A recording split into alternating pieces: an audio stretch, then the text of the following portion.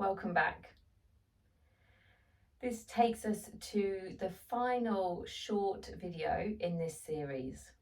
My name is Emma of M Yoga, and I'm really pleased that you've joined me throughout this journey. After this class will be a 30-minute offering in which we can bring some of the learnings from these short sequences together. Today though, we're going to work on a few more postures in order to bring the practice to a close. We're going to look at supported shoulder stand and a couple of others. Now I'm using today a foam block from Yoga Matters or a yoga company online. You can use a block or something that resembles this, or a couple of blankets. There is a posture called shoulder stand in which the body is literally standing on its shoulders, the legs elevated in the air. But today we're going to take a version of this. So let's get started. First of all, we're going to work bridge posture. Then we're going to look at supported shoulder stand. So if any of these shapes don't feel right for your body, remember, please don't do them. Okay, so first of all, bridge posture. So we're going to lie on towards our backs. If it feels very sensitive under the lower back, you can always have a blanket on the mat. It's a really nice way to practice postures that involve lying on your back.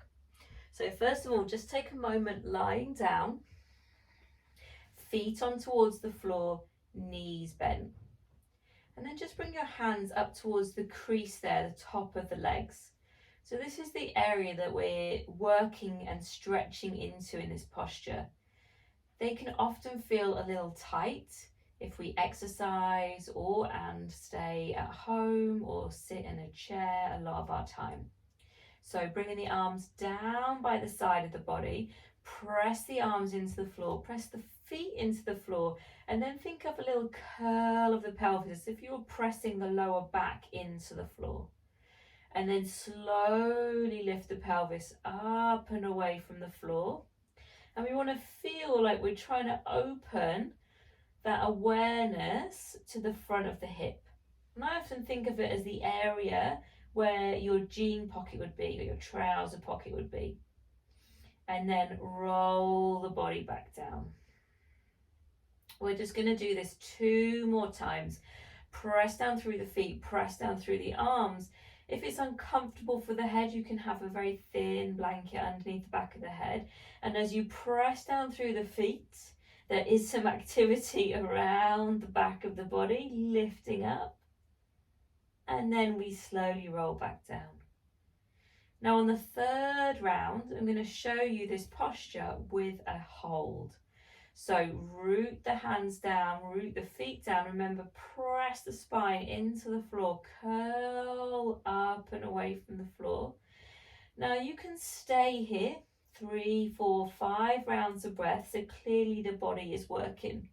Or you can take your prop, your block or your blanket, slide it underneath, and you want it down right at the base of the spine. And then I'm going to bring the pelvis back on towards the block. So I'm in supported bridge. And I'm just going to keep the arms alongside the body for now. But of course, if it feels more comfortable, you can bring them onto the belly. I've got the block on a relatively low height. That works for my body. You can take the block higher if you wish. And then this is going to take us into our supported shoulder stand. Now I'm going to keep the eyes glancing up rather than looking left and right. So from here, you've got the prop underneath you. Make sure it's secure. Bring one knee in. We're just going to test it out first of all. The other foot's on the floor. And then press that foot up towards the sky. The leg doesn't have to straighten. Bring that knee back in and place that foot down. Let's do the other side. The opposite knee draws in. Press the foot up towards the sky. Bring that knee back in and place that foot down. Good. One more time on each side like that. Knee comes in. Press the foot up and then bring that knee in and bring the foot back down. Let's go to the other side.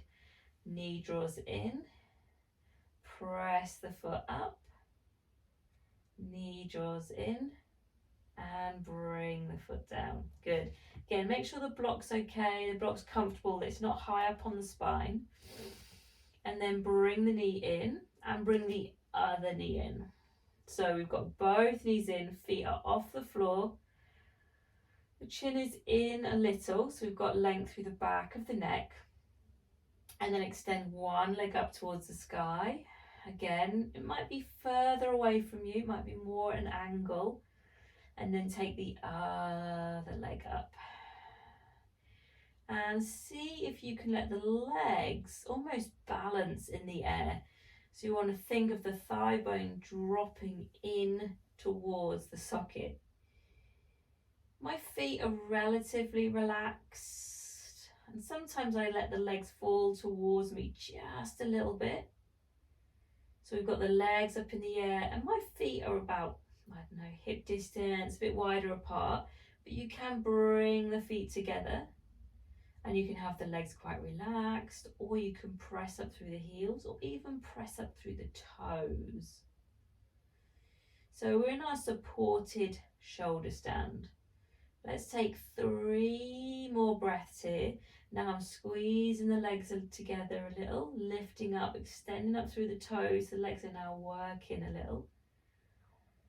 But also letting them have a little rest. All that weight bearing that we do in life, walking, running, dancing. Good. Bring the knees back in. Place the feet back on towards the floor. Take a moment there. You could stay in that supported shoulder stand for longer, maybe a minute at the beginning, and then lift the pelvis up. Slide that block out of the way. Just make sure it's away from you so it's not in the way, and then bring yourself back towards the floor. Hug the knees in.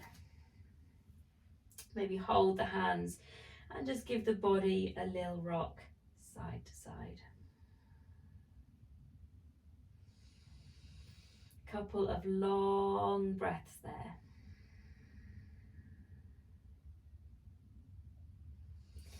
So we're on our backs. This is a great place now to continue into the closing of our class. Sometimes a twist feels nice, or sometimes just hugging the knees in. You can stay lying on your back for a moment. I'm just going to roll up towards the seat so I can face you. So we've brought ourselves on towards the floor. This is a great place now to continue, as I just said, into a few moments of rest. The final part of a yoga practice is often called relaxation, or you might hear the word Shavasana.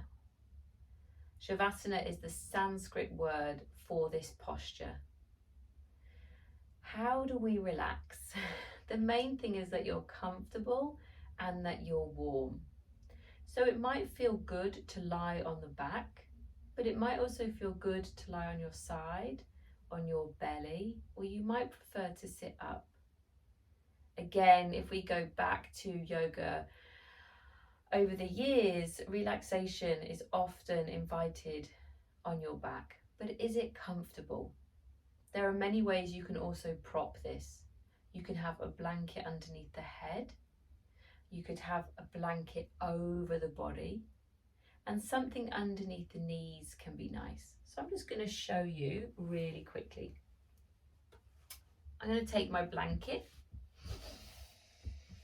and just like we did before, but higher up, I'm going to place it underneath the knees. I'm going to take my other blanket. I like to have support underneath the head, but this might not work for you. I'm just going to place it there. And this is going to be, let's say, our basic version of relaxation. You can take this to many levels, including deluxe relaxation, in which case you'd have a blanket over you, maybe a little eye pillow to help the eyes relax and really settle in. What I like to do is set a timer on my phone, not one that sounds like your alarm clock, but a very sweet, very delicate timer. See how long you have for your relaxation and then set the timer on your phone.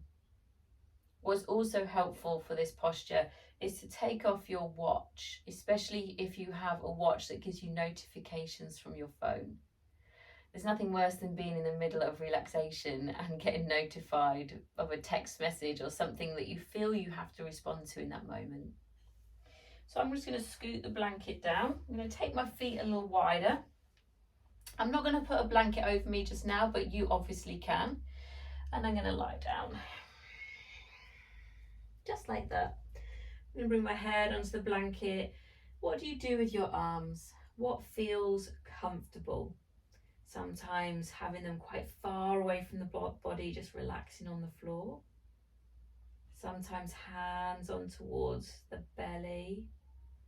And I often bring the chin slightly in and kind of wriggle the shoulders. And you want to make sure you're comfortable. So if anything doesn't feel right, so for example, I could have a little bit more space on that blanket. I could make it longer underneath my knees. So I could come out and do that. The eyes might close, or they might stay gently open. Feet are relaxed. And as you lie here on the floor, it might feel a little strange, especially if you're busy, to have a little rest. What I recommend you do, set your timer now, maybe 5 minutes to start with. And then notice as the eyes gently close or stay open, you might need to wriggle and move.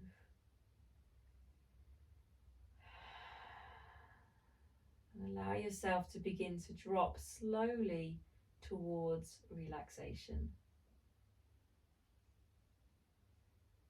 So take your time here to come out of the posture, and I'm just going to let you know this now, and then you can come and continue to relax here. So the way I exit the posture is just by bending the knees and taking a moment to have the feet on the floor.